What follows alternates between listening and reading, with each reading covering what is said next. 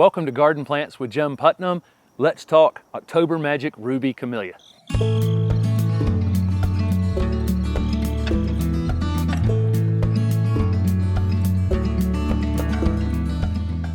This is October Magic Ruby Camellia from the Southern Living Plant Collection. This is a Camellia sasanqua.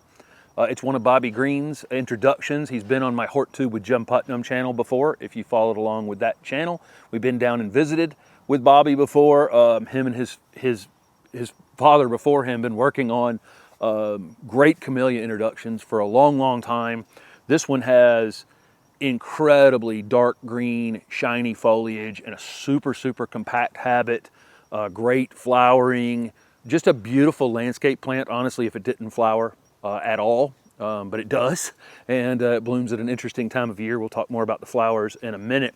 This one can be kept 3 to 4 feet in height, but slightly wider than tall, and you can see how the growth habit is almost out, more outward than upward. Some of these branches that look like they're going to end up upward over time just kind of fall over and weep, and it has this incredibly compact habit on its own, really. So October Magic Ruby has vibrant red, semi-double or almost double flowers on it. These bloom in the fall, and if you've that's pretty typical with Camellia sasanquas. Camellia japonicas typically bloom after the first of the year.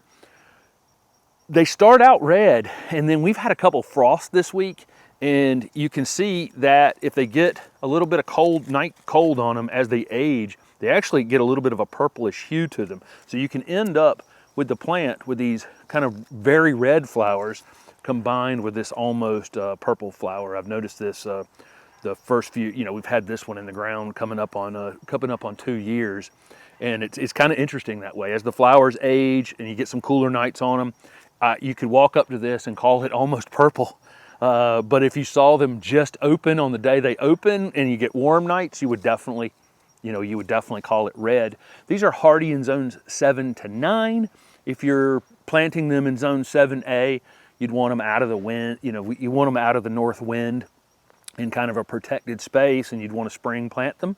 I'm here in zone 7B, almost 8A here in the city of Raleigh, and we don't really, that's not a consideration normally we have to take, but in 7A, I would. This one's in probably a bit more shade than it actually like. I mean, I would say Camellia sasanquas are happiest in part shade. This one's only getting maybe 3 hours of direct sun every day, and because of that, it's stretching a bit more than it would. We have one over behind the camera over there that's actually more compact because it's actually getting more sun, and you can see, as you can see from that little piece of B-roll there. Camellia sasanquas will take more sun than Camellia japonicas, and so if you have a spot that gets 5 or 6 hours of direct sun, that's probably okay with a Camellia sasanqua, and that's what that one over there in front of the shed is actually getting. But again, they'll go down into fairly low light as well, like this one is, and still put on a ton of flowers each year.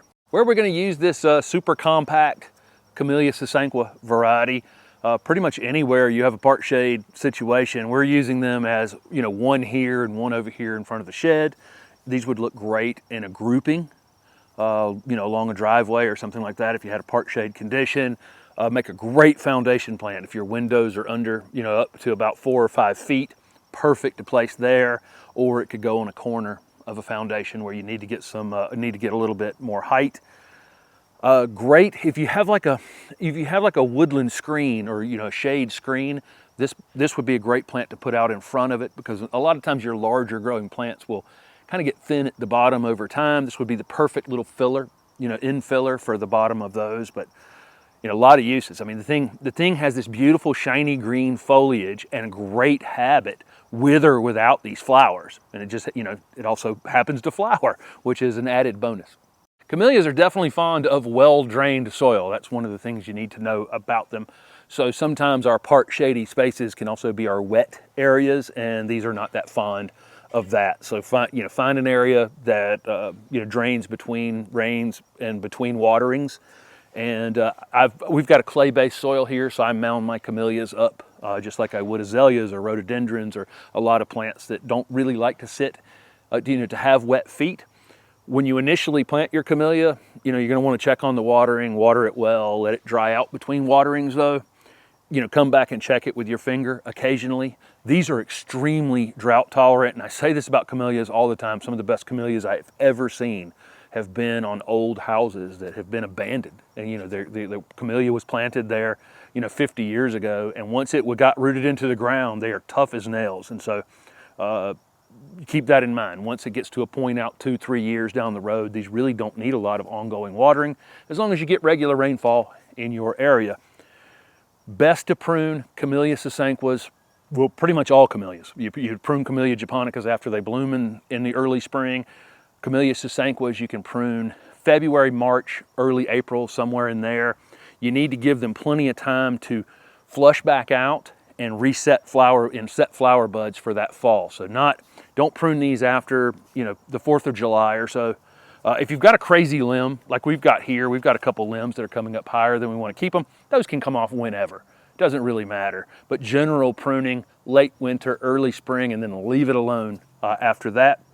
We fertilize once a year here with an organic fertilizer. That'll be done in the late winter.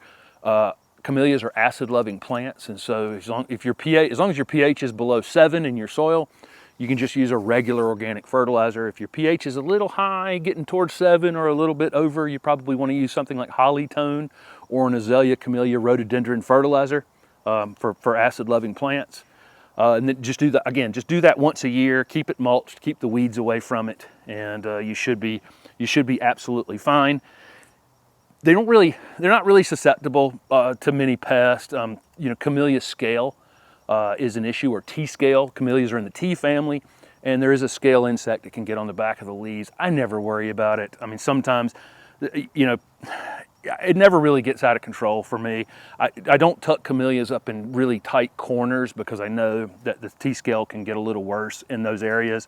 But out here in open space like this one is, I generally don't see any problems with that. So really kind of disease and insect free as well, as long as they're planted up high and in open space. So there you go. This is October Magic Ruby Camellia from the Southern Living Plant Collection. Thanks for watching.